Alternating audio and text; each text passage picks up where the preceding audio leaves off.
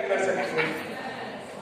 And ये जो multitasker मेरी सब जो महिलाएं यहाँ बैठी है, तो सबसे पहले तो आप सब लोग एक दूसरे के लिए ताली बजाइए और very very happy women's day to everyone.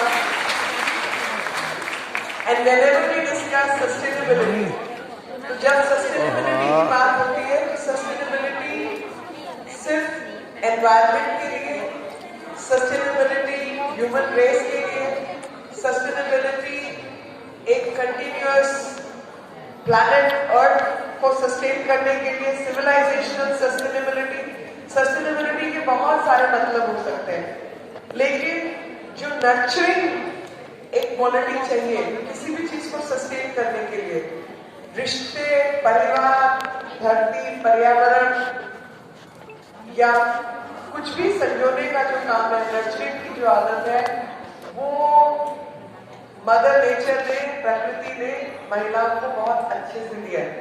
और अगर ऐसा नहीं होता तो जो इंस्टिंक्टिव एक आदत होती है महिलाओं की, भाई कुछ गिरा तो तुरंत उठाएंगे, बच्चे को चोट लगी तो पकड़ लेंगे, कुछ हुआ तो एकदम केयरिंग वाला एटीट्यूड आ जाएगा।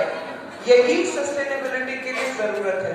तो चाहे धरती को सस्टेनेबल बनाना है, पारिवारिक रिश्तों को सस्टेनेबल बनाना है, या दुनिया को सस्टेनेबल बनाना है, मातृशक्ति को नमन किए बिना या उसको एम्पावर किए बिना कभी भी दुनिया एम्पावर नहीं हो सकती, समाज एम्पावर नहीं हो सकता।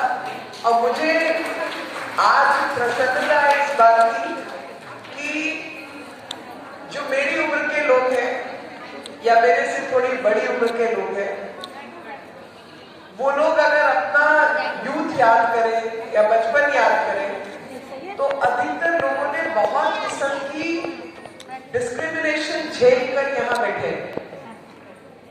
मैं अच्छाई बुराई में नहीं जा रही, बहुत किस्म की डिस्क्रिमिनेशन और बायसेस झेल कर यहाँ बैठे हैं, जो बायसेस आज भी समाज में है, चाहे वो आर्टिफिशियल इंटेलिजेंस की दुनिया हो, चाहे वो गूगल की दुनिया हो, चाहे वो कोई भी दुनिया हो। तो अगर आप खोजना शुरू करेंगे, एल्गोरिथम्स जो थ्रो अप करती है डाटा, वो एल्गोरिथम्स के अंदर ही आपको पता चलेगा कि कितनी मेंटल बायस और ब्लॉक्स है। और वो भारत में ऐसा नहीं है, भारत के बाहर पूरी दुनिया में है वो। और जैसे आप कहिए वुमन, तो वुमन, प्रिटी, ब्लॉन्ड ऐसे शब्द आते हैं। आप कहिए मैन, स्ट्रॉन्ग, इंटेलिजेंट, ब्रेव ऐसे शब्द आते हैं।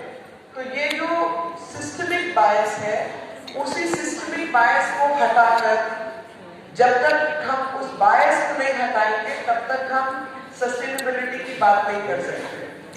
और हमारे समाज में ओरिजिनली, अभी नहीं, ओरिजिनली ये बायसेस नहीं थी। और कुछ दिन पहले मैंने एक बुक रिलीज करवाई थी, अमर चित्र कथा के रूप में आई है। आप लोगों को मौका लगे तो घर में बच्चों को जरूर पढ़ने के लिए दीजिए। Women freedom fighters of India. तो झांसी की रानी तो सुभद्रा रानी चौहान ने ये पूरा वीडियो आपको मिलेगा। कविता लिखी तो सबको उनके बारे में पता चल गया, सबने स्कूल कॉलेज में पढ़ी तो इसलिए सबको मालूम है। लेकिन रानी अबक्का या रानी चिन्नम्मा ऐसी रानियां थी जिन्होंने 1700 कुछ में, यानी 100 साल पूर्व, 1857 की युग से 100 साल पूर्व, उन्होंने पोर्चुगीज के साथ, ब्रिटिश के साथ लड़ाई की और एक नहीं मल्टीपल लड़ाई लड़ी और अपने प्रदेश को बचाया। फाइनली पकड़ी गई, जेल में डाला और जेल में ही उसकी मृत्यु हुई। लेकिन किसी को जानकारी नहीं। तो जब आजादी का अमृत महोत्सव प्रधानमंत्री जी ने आदेश दिया कि सब मंत्रालयों को करना है और आजादी के अमृत महोत्सव की बात करनी है, हमारे मंत्रालय को भी करना था, तो मैंने कहा अनसंग हीरोज में लीस्ट अनसंग जो है, मतलब मोस्ट अनसंग और लीस्ट नोन जो है, वो महिलाएं हैं। जिन्होंने आजादी की लड़ाई में पूरा योगदान दिया, लेकिन उनके बारे में कोई जानता ही नहीं है। तो पहले तो बच्चों को जब संस्कार की उम्र है, उसमें उनकी गाथाएं और उनकी कथाएं बताई जाए कि ये भारत की परंपरा है, और भारत की इस परंपरा के अंदर अगर रानी अब्बा ने तलवार लेके पोर्चुगीज जनरल को मार गिराया या 4-6 लड़ाइयां लड़ी, तो वो तो मुमकिन नहीं है ना कि मुझे अभी कोई कहे भैया घोड़ा हो या तोप चलाओ या जाके तुम अफगानिस्तान पहुंच जाओ, पाकिस्तान और लड़ाई खत्म करो। हो सकता है क्या? नहीं हो सकता। बिकॉज जो भी स्किल सेट है, वो स्किल सेट डेवलप करने में बरसों बरस लगते हैं। भाई आज कुछ कर पा रहे हैं तो 30 साल की वकालत पीछे, 30-32 साल कचहरियों में काम किया, तो उस तरीके की ट्रेनिंग जो आपने काम किया वो आपके लिए जरूरी होती है। उसी प्रकार से जब रानी अब्बा ने घुड़सवारी की, तोपें चलाई, तलवारें उठाई, तो उसका मतलब ट्रेनिंग हुई होगी, और अगर ट्रेनिंग हुई होगी तो समाज में एक्सेप्टेबल था कि महिलाएं तलवार चलाएं, महिलाएं पुरुषों के साथ ट्रेनिंग करें, बराबरी की ट्रेनिंग करें, और महिलाएं कुश्ती हो, मलखम हो, कुछ हो, अपने शरीर को ताकतवर बना के उनसे जीतने का प्रयास करें, तभी आप उस लेवल की लड़ाई लड़ सकते हैं। तो ये हमारे संस्कार थे, यानी महिला पुरुष में अंतर नहीं था, तभी आपके यहाँ पर रानियां इतनी बन पाई या इतनी सैनिक महिलाएं थी, सैनिक महिलाएं थी। तो ये जानकारी सबके पास नहीं है। कर्ली फायर के बारे में बहुत कम लोग जानते हैं, मगर वो मार्शल आर्ट की ट्रेनिंग केरल के अंदर महिलाओं और पुरुष को बराबर से दी जाती है। चाहे वो लाठी चलाने की प्रक्रिया हो, या खंजर चलाने की हो, तलवार की हो, ये सब ट्रेनिंग का हिस्सा था। लेकिन जो लोग हम पर शासन कर रहे थे, अंग्रेज हो, पोर्चुगीज हो, बाकी हो, वेस्टर्न वर्ल्ड, वो लोगों के यहाँ पर 1928 तक महिला को व्यक्ति नहीं माना जा रहा था। महिला व्यक्ति नहीं होने का नुकसान देखिए, प्रॉपर्टी राइट्स उसके पास नहीं है, अग्रीमेंट वो एंटर नहीं कर सकती, कमरा किराए पे नहीं ले सकती, गाड़ी खरीद नहीं सकती, कुछ काम नहीं कर सकती। तो जब महिला इंडिविजुअल नहीं है लीगली, तो उसके लीगल राइट्स भी नहीं है, लेकिन इस बात पर कोई जिक्र नहीं करता। मेरे को आज मौका मिला तो मैंने कहा सब अपनी बहुत सशक्त महिलाएं सामने बैठी हैं, तो थोड़ा सा ये चीजें बताओ कि आप इन सब चीजों पे फोकस करें, और इनके माध्यम से आप अपने विचार को डेवलप करके आगे कम्युनिकेशन के अंदर इन चीजों को यूज करें। सबको पता है कि वेस्ट के अंदर सफेद मूवमेंट शुरू हुआ, वोट के अधिकार के लिए लड़ाई लड़ी, तो महिलाओं को वो अधिकार बहुत देर तक नहीं मिला।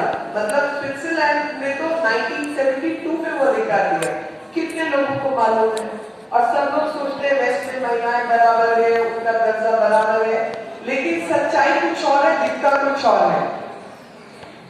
और मेरे से किसी ने पूछा कि आपकी नजर में एम्पावर्ड महिला कैसी दिखती है, तो मैंने कहा मेरी नजर में एम्पावर्ड महिला जो है, जो हड़प्पन ब्रॉन्ज है, जो नेशनल म्यूजियम में रखी गई है, वैसी दिखती है। वो छोटी सी बच्ची है, युवा, जिसके शरीर में कोई कपड़ा नहीं है, लेकिन उसने ब्रेसलेट गले में बहुत बारी बारी ज्वेलरी पहनी है और ऐसे बात करके ऐसे खड़ी। मैंने कहा मेरे लिए ये एम्पावर्ड है, क्योंकि उसको कैसा दिख रहा है, क्या है, कुछ उसको पता नहीं है, लेकिन जो लेवल ऑफ कॉन्फिडेंस है, जो उसको आंख में आंख डाल के बात करने की आदत है और सीधी बात करने की आदत है, वो मेरे लिए एम्पावर्ड महिला है। वो किस वर्ग से आती है कोई महत्व नहीं रखता, कोई महत्व नहीं रखता। किसके पास कितने पैसे है, कौन किस औहदे पर है, कौन क्या है, उसका कोई इंपॉर्टेंस नहीं है। जो महिला अपने डिसीजन खुद से ले सकती है, जो महिला आंख में आंख डाल के अपने कर्तव्य के प्रति जागरूक है और अपने विचार पे दृढ़ है, वो एम्पावर्ड है। जिसकी दृढ़ निष्ठा को कोई हिला नहीं सकता, वो एम्पावर्ड है और निर्णय लेने की उसमें शक्ति और क्षमता है। तो ये जो शक्ति स्वरूपा महिलाएं हैं, हमारे इतिहास के अंदर, हमारे परंपराओं के अंदर अधिक से अधिक लोग उनके विषयों को जाने, और जब उन विषयों को जानकर हम अपने बच्चों में वो संस्कार डालेंगे, तभी हम सस्टेनेबल वर्ल्ड की कामना कर सकते हैं। सस्टेनेबिलिटी के लिए जो विचार चाहिए, जो विचारधारा चाहिए, वो विचार माँ के हाथों डलते हैं। तो आने वाली पीढ़ियां सही विचारों से आगे बढ़े, ऐसी मेरी माताएं और बहनें उन विचारों को लेकर आगे बढ़े और खुद को भी जागृत करें और समाज को भी जागृत करें। क्योंकि जब समाज जागृत होगा, मेरे सामने प्रिंसिपल महोदया बैठी है, तो मुझे मालूम है कि किस प्रकार से बच्चों के अंदर जन जागरण की आवश्यकता है और जिन विचारों से सब लोग हट रहे हैं और भारत को एक अलग तरीके से दिखाने का प्रयास कर रहे हैं, उनको ये बताने की जरूरत है कि भारत की परंपराएं कुछ और है, और भारत की परंपराएं अगर अलग नहीं होती तो इतने सालों की तपस्या आज व्यर्थ हो गई होती। मगर सच्चाई ये है कि भारत आज एक युवा देश है जिसने केवल 75 वर्ष पूरे किए आजाद होने के, और जो पूर्व की हमारी परंपराएं हैं, उन परंपराओं के अंदर महिला पुरुष का कोई अंतर नहीं था किसी धर्म के अंदर। आप बताइए, एनलाइटनमेंट औरतें प्राप्त कर सकती है? बताइए, सिवाय हिंदुइज्म के। सोचिए जरा कि गुरु होते हैं तो गुरु पोप हो, अन्य इमाम हो, कुछ और हो, सब पुरुष है। यानी भगवान से रिश्ता सिर्फ पुरुष का हो सकता है। भारत के अंदर अभी तो आजकल के समय में अगर सदगुरु है, स्वामी है, तो महिला गुरु भी है। एनलाइटनमेंट किसी की बकौती नहीं है कि वो बापी के थ्रू मिलेगी, वो माँ के थ्रू में मिल सकती है, और असलियत में माँ के थ्रू ही मिलती है। तो जो एनलाइटनमेंट की प्रक्रिया है या भगवान के साथ रिश्ता रखने की बात है या ईश्वरीय शक्ति की बात है, वो सब कण यहाँ मौजूद है, कहीं और नहीं है। मगर हम लोग इस नैरेटिव को बदलने में अक्षम रहे हैं। मुझे लगता है कि समय आया है कि इस नैरेटिव को बदलने का काम मेरी सब बहनें जो यहाँ बैठी है वो उसको पूरा करें और नैरेटिव को बदले कि देखिए, हमारे यहाँ कुरीतियां जरूर रही है जो कि हर समाज में, लेकिन उन कुरीतियों के बावजूद जो संस्कार हमारे समाज के वो कहीं नहीं है और वही संस्कार आगे बढ़ने चाहिए। तो जब तक ये कॉन्फिडेंस हम अपने अंदर नहीं जागृत करते, तब तक महिला सशक्तिकरण अधूरा रहेगा। पहले अपने विचार का कॉन्फिडेंस, अपनी सभ्यता का कॉन्फिडेंस, अपनी संस्कृति का कॉन्फिडेंस और वो गौरव हम तब तक औरों को गौरवान्वित नहीं महसूस करवा सकते जब तक हम अपने आप को गौरवान्वित महसूस नहीं करते। और मुझे लगता है कि हमारी परंपराओं में बहुत कुछ है, हमारी सभ्यता संस्कृति में बहुत कुछ है पूरी दुनिया को बताने के लिए, सिखाने के लिए, और सब कुछ पश्चिम में अच्छा है तो ऐसा नहीं है, बल्कि ठीक उसका विपरीत है।